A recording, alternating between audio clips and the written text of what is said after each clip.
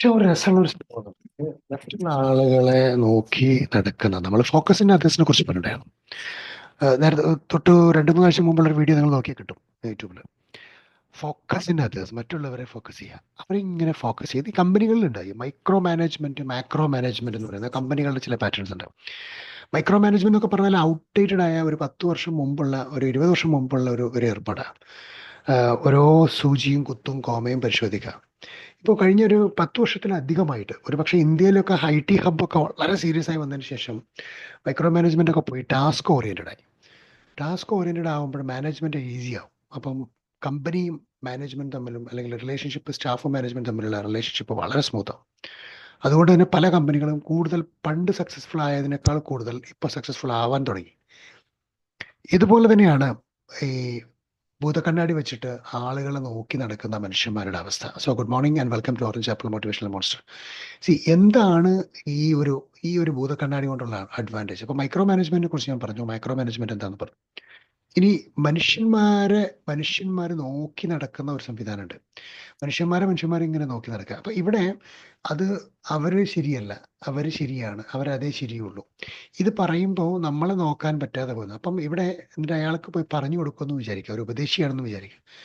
അയാളെ നന്നാക്കാൻ കഴിയില്ല. അപ്പൊ ഇവിടെ നമ്മൾ ഇന്നലെ പറഞ്ഞതിന്റെ കണ്ടിന്യൂഷൻ എന്നുള്ള നിലക്ക് ചേഞ്ച് എന്ന് പറയുന്നത് ഒരു ഇന്നർ സെൽഫിൽ നിന്ന് റിയലൈസ് ചെയ്ത് പ്രൊഡ്യൂസ് ചെയ്ത് എമിറ്റ് ചെയ്ത് ആക്ട് ചെയ്യേണ്ട ഒരു സാധനമാണ്. അപ്പോൾ തോട്ട്സ് കൊണ്ട് നല്ല റോളുണ്ട്. അതുപോലെ തന്നെ സെയിം ടൈം നല്ല റോള് ഓരോ ഏരിയക്കും ആക്ഷൻ സോണും വേർഡ് സോണും ഉണ്ട്. മാഡം കേൾക്കുന്നുണ്ടല്ലോ അല്ലേ? ഓഡിബിൾ അല്ലേ? അപ്പോൾ Yes, sir. Okay, thank you. ഈ ഒരു ഇന്നർ സെൽഫ്, ഉള്ളിൽ നിന്ന് നമുക്കുണ്ടാവുന്ന ഒരു ചേഞ്ച് ചെയ്തേ പറ്റൂ എന്നുള്ള ഒരു തോട്ട്, ആ ഒരു തോട്ടിൽ നിന്ന് ഒരാൾ ചേഞ്ച് ആവുള്ളൂ, അല്ലെങ്കിൽ ചേഞ്ച് ആവാൻ കഴിയില്ല. ഇനി അങ്ങനെ ചേഞ്ച് ചെയ്യാൻ വേണ്ടി ഒരു തോട്ട് ഉണ്ടായി ആ തോട്ട് സസ്റ്റെയിൻ ചെയ്യാൻ പറ്റുമോ എന്നുള്ളതാണ് നമ്മളുടെ ചേഞ്ച്. മറ്റുള്ളവരെ ചേഞ്ച് ചെയ്യിക്കുന്നതിനേക്കാളും ചലഞ്ചാണ് നമ്മളെ ചേഞ്ച് ചെയ്യിക്കുക. മറ്റുള്ളവരൊരു പക്ഷേ നല്ലൊരു അധ്യാപകൻ്റെ അടുത്ത്, നല്ലൊരു കൂട്ടുകാരൻ്റെ അടുത്തൊരു കൂട്ടുകാരനെ കിട്ടിയാൽ ഒരു 5-10 വർഷം ഒരുമിച്ച് നടന്നാൽ ആ കൂട്ടുകെട്ട് അങ്ങോട്ടും ഇങ്ങോട്ടും ഒക്കെ വ്യാപിപ്പിക്കാൻ, ആ ഒരു ചേഞ്ച് ക്രിയേറ്റ് ചെയ്യാനൊക്കെ പറ്റും.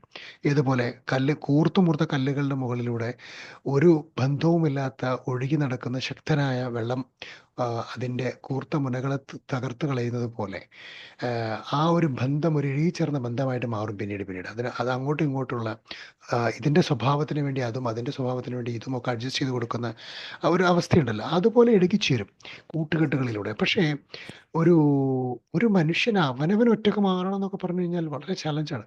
പിന്നെ എങ്ങനെയാണ് മറ്റുള്ളവർ മാറണം എന്ന് ആഗ്രഹിച്ചിട്ട് മനുഷ്യൻ നടക്കുന്നത്? അവിടെയാണ് നമ്മൾ വിഡ്ഢികളായി പോകുന്നത്. അവിടെയാണ് ഇഗ്നോറൻസ് ഈസ് അവർ എനിമി. മറ്റുള്ളവർ നമ്മളുടെ കൂടെ നമ്മളെ ചേഞ്ച് ചെയ്യാൻ നിൽക്കും എന്നുള്ള തെറ്റിദ്ധാരണയിൽ നമ്മൾ നടക്കരുത്. നമ്മളെ ചേഞ്ച് ചെയ്യുന്നു, നമ്മൾക്ക് അവരെ ചേഞ്ച് ചെയ്യാൻ പറ്റുന്നു, ഇത് രണ്ടും തെറ്റിദ്ധാരണയാണ്. Both are misunderstanding. അപ്പോൾ ഒരു റിയൽ ആയിട്ടുള്ള ഒരു ശരിയായിട്ടുള്ള ഒരു റൈറ്റ് അണ്ടർസ്റ്റാൻഡിങ് എന്ന് പറയുന്നത് അവനവനെ മാറ്റാൻ സാധിക്കോ ഇല്ല എന്നുള്ളതിനകത്തുള്ള ഒരു ഫോക്കസാണ്. അപ്പോൾ ഇയർ ഓഫ് ഫോക്കസിൽ ഏറ്റവും പ്രധാനം ചേഞ്ച് അവർ സെൽഫാണ്, change our inner.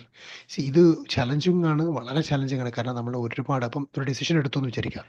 Once you have taken a decision, ഒരു തീരുമാനമെടുത്താൽ അതിനപ്പുറത്തേക്ക് നമ്മളെ കൊണ്ടുപോകുന്നത് നമ്മളുടെ അടുത്ത പ്ലാനുകളായിരിക്കണം. ആ തീരുമാനത്തിന് ബേസ് ചെയ്തിട്ടുള്ള പ്ലാനുകൾ ഉണ്ടാക്കണം. ഞാൻ ഇന്ന വിഷയമാണ് ചേഞ്ച് ചെയ്യാൻ പോകുന്നത്, ആ വിഷയം എനിക്ക് ചേഞ്ച് ചെയ്ത് അതിന് ഇന്ന ദിവസമാകുമ്പോഴേക്കും അതിൻ്റെ എക്സിബിഷൻ വരണം. അപ്പോൾ ഒരു വിത്ത് ഇടുക എന്ന രൂപത്തിൽ ചെയ്താൽ മതി. ഇത് പലപ്പോഴും ആളുകൾ ചെയ്യുന്ന പ്രശ്നം എന്താണെന്ന് വെച്ചാൽ എല്ലാവർക്കും നേരെ പിറ്റേന്ന് രാവിലെ മുതൽ തന്നെ കള പറിക്കണം. ജിമ്മിൽ പോകുന്ന ഒരാൾ പിറ്റേന്ന് രാവിലെ മസിൽ വരണം, 2-ാം ദിവസം മുതൽ കണ്ണാടി നോക്കാൻ തുടങ്ങും. 3 മാസം 90 ദിവസം കഴിയാതെ ഇതൊന്നും ഒരു ഇളക്കം വെക്കണം എന്നില്ല.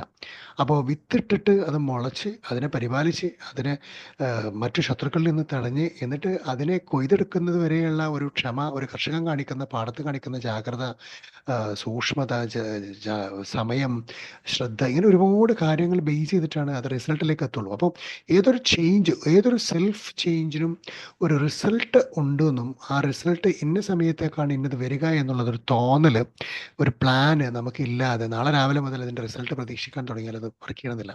കാരണം സ്ഥിരമായി ഉറങ്ങുന്ന ഒരാൾക്ക് ഒരു പർട്ടിക്കുലർ സമയത്ത് നിന്ന് പ്രത്യേകം പുറകോട്ട് മാറണമെങ്കിൽ അയാളുടെ ബയോളജിക്കൽ ക്ലോക്ക് തന്നെ മാറിക്കൊടുക്കണം. അപ്പോൾ ഇപ്പോൾ മുസ്ലിങ്ങൾക്ക് വ്രതം വരികയാണ്. അപ്പോൾ വ്രതം വരുന്ന സമയത്ത് പല ആളുകളും ഇതുവരെ എണീക്കാൻ പറ്റാത്ത 8 മണിക്ക് എണീറ്റ ആളുകളൊക്കെ 4 മണിക്ക് എണീക്കാൻ തുടങ്ങും. ഇതുവരെ നേരത്തെ കിടക്കാത്ത ആളുകൾ നേരത്തെ കിടക്കാനൊക്കെ പ്രാക്ടീസ് ചെയ്യും. ചിലരൊക്കെ, എല്ലാവരും ഉണ്ടാവണമെന്നില്ല. അപ്പോൾ ഈ ചെയ്യാൻ തുടങ്ങുന്ന സമയത്ത് ഒരു 10-30 ദിവസം ആകുമ്പോഴേക്ക്, 21 ദിവസം കഴിയുമ്പോഴേക്കും ഇതൊരു റെഗുലർ ആവും. അപ്പോൾ ഏതൊരു ആക്ഷനും റെഗുലർ ആവുമ്പോൾ, കൺസിസ്റ്റൻ്റ് ആവുമ്പോൾ മാത്രമാണ് അത് കറക്റ്റായിട്ട് ചെയ്യാൻ പറ്റുക.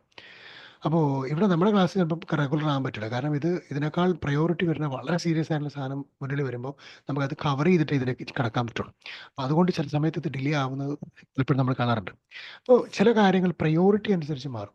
പക്ഷേ ഏറ്റവും പ്രയോറിറ്റി ഏതാണ് എന്നുള്ളത് നമ്മുടെ ജീവിതത്തിൽ നമ്മൾ നോക്കണം. നമ്മുടെ ജീവിതത്തിൽ നമ്മൾ നോക്കുക എന്നുള്ളത് വളരെ പ്രധാനമാണ്. അപ്പോൾ നമ്മുടെ ജീവിതത്തിൽ ഏറ്റവും പ്രയോറിറ്റി ഉള്ള സംഭവം ഏതാണ്? ഒരുപക്ഷെ നമ്മൾ ഹോസ്പിറ്റലൈസ്ഡ് ആണ്, നമുക്ക് സംസാരിക്കാൻ പറ്റില്ല, നമ്മൾ ട്രിപ്പ് ഇട്ട് കിടക്കുകയാണ്, നമുക്ക് എന്ത് സംസാരിക്കാൻ പറ്റും? ഇപ്പോൾ ക്ലാസ് എടുക്കുന്ന എനിക്കാണെങ്കിൽ ക്ലാസ് എടുക്കാൻ പറ്റില്ല. അപ്പോൾ അല്ലെങ്കിൽ സംസാരിക്കാൻ പറ്റാത്തൊരു സ്ഥലത്ത് ഞാനിങ്ങനെ നിൽക്കുകയാണ്, അവിടെ എനിക്ക് വായ തുറക്കാൻ പറ്റില്ല, അപ്പോൾ ക്ലാസ് എടുക്കാൻ പറ്റില്ല, അപ്പോൾ ക്ലാസ് ഡിലേ ആവും. പക്ഷേ ഇതുപോലെ ചിലപ്പം ഇമ്പോർട്ടൻ്റ് അർജൻ്റ് ആയിട്ടുള്ള പ്രയോറിറ്റൈസ്ഡ് ആയിട്ടുള്ള പല കാര്യങ്ങളും നമുക്ക് കയറി വരുമ്പോൾ അതിനെ മാറ്റി വെക്കുന്നത് ഒഴിച്ചു നിർത്തിയാൽ, ഒരു സിസ്റ്റത്തെ, ഒരു ആക്ഷനെ, ഒരു ചേഞ്ച് ഉണ്ടാക്കേണ്ട ഒരു ആക്ഷനെ അവിടെ നമുക്ക് ചേഞ്ച് ഉണ്ടാക്കിയേ പറ്റൂ എന്നുള്ള പ്ലാനോട് കൂടി എൻഡ് റിസൾട്ട് ഫോക്കസ് ചെയ്തുകൊണ്ട് പ്രവർത്തിക്കാൻ തുടങ്ങിയാൽ ഡെഫിനറ്റ്ലി നമുക്ക് നല്ല റിസൾട്ട് ക്രിയേറ്റ് ചെയ്യാൻ പറ്റും. അപ്പോൾ അതുകൊണ്ട് ചേഞ്ച് ചെയ്യണമെന്ന് വിചാരിച്ച സാധനം ഇന്ന് രാത്രി ചേഞ്ച് ചെയ്ത് കളയാമെന്നോ, നാളെ ചേഞ്ച് ചെയ്ത് കളയാമെന്നോ എന്നൊക്കെ നമ്മൾ മൗഢ്യമായ ധാരണ വെച്ച് പുലർത്താതെ ഒരു പർട്ടിക്കുലർ സമയം കൊണ്ട് ഗ്രാജുവലായിട്ട്, ലൈറ്റായിട്ട്, മൈൽഡായിട്ട്, വിത്തൗട്ട് ഈവൻ നോയിങ് മീ, ഞാൻ പോലും അറിയാതെ എന്നിൽ മാറ്റം വരുത്താൻ എനിക്ക് സാധിക്കും. But we need some plan. ഇപ്പോൾ വായിക്കാൻ ബുദ്ധിമുട്ടുള്ള ഒരുപാട് ആൾക്കാരുണ്ട്. അവർക്ക് വായിക്കുമ്പോഴേക്ക് ഉറക്കം വരും. ഓക്കെ, ആദ്യത്തെ 2 വരി വായിക്കാം, ഒരു പാരഗ്രാഫ് വായിച്ചു തുടങ്ങാം, ഒരു പാരഗ്രാഫ് വായിക്കാം, ഇൻട്രസ്റ്റ് ഉള്ള പുസ്തകങ്ങൾ വായിക്കാം. കഥകൾ അല്ല, പ്രൊഡക്റ്റീവ് ആൻഡ് ക്രിയേറ്റീവ് ആയിട്ടുള്ള, നോളജബിൾ ആയിട്ടുള്ള, ലേണബിൾ ആയിട്ടുള്ള, ഡെവലപ്പബിൾ ആയിട്ടുള്ള ഒരു ബുക്ക് വായിക്കുക. ആ പുസ്തകം വായിച്ചു കഴിഞ്ഞാൽ ആ പുസ്തകം ഞാൻ ഇന്നയാൾക്ക് പറഞ്ഞു കൊടുക്കുന്നു കൂടി പ്ലാൻ ചെയ്യുക.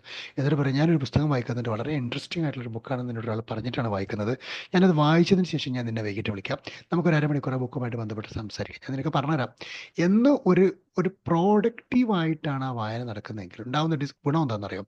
ആ വായിക്കുന്ന പുസ്തകം അരമണിക്കൂറോ 5 മിനിറ്റോ 10 മിനിറ്റോ മറ്റൊരാളുമായിട്ട് ആഴ്ചയിൽ 4 ദിവസം വായിക്കുന്നെങ്കിൽ ആ 4 ദിവസവും ഡിസ്കസ് ചെയ്യാവുന്ന ഒരു അവസ്ഥയും കൂടി ഉണ്ടെങ്കിൽ എന്താണ് അഡ്വാൻറ്റേജ്? വായിച്ച ഭാഗം നമ്മൾ റിമൈൻഡ് ചെയ്യുകയും അതുപോലെ തന്നെ റീകോൾ ചെയ്യുകയും അത് പ്രോഡക്റ്റീവായിട്ട് യൂസ്ഫുൾ ആവുകയും അത് മറ്റൊരാൾക്ക് കൂടി കൺവേർട്ട് ചെയ്യുകയും ആ ഒരാൾക്ക് പാസ് ചെയ്തതിൻ്റെ അഡ്വാൻറ്റേജ് നമുക്ക് ഉണ്ടാവുകയും ഒക്കെ ചെയ്യും.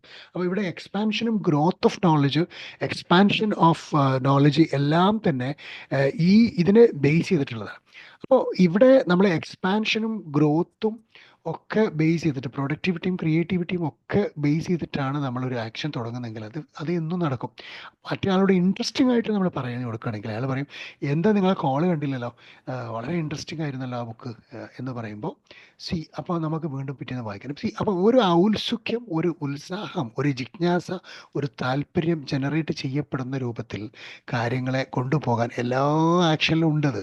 പക്ഷെ അത് ഏത് ആക്ഷനിൽ ആരോടാണ് എങ്ങനെയാണെന്നുള്ളത് കണ്ടുപിടിക്കാതെ നമ്മൾ പെട്ടെന്ന് തുടങ്ങും. എടുത്ത് ചടമ്പ് ചിലപ്പം നമ്മളെ മോട്ടിവേറ്റ് ചെയ്യാൻ ആളുണ്ടാവില്ല, സെൽഫ് മോട്ടിവേറ്റഡ് ആവില്ല, ആൾ പുറത്തുനിന്ന് കളിയാക്കുകയും ചെയ്യും.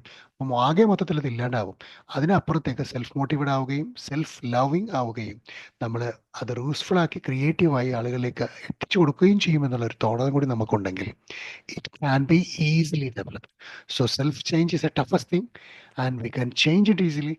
Try with a plan of action. Wishing you all the very best and have a great day. God bless. Thank you so much.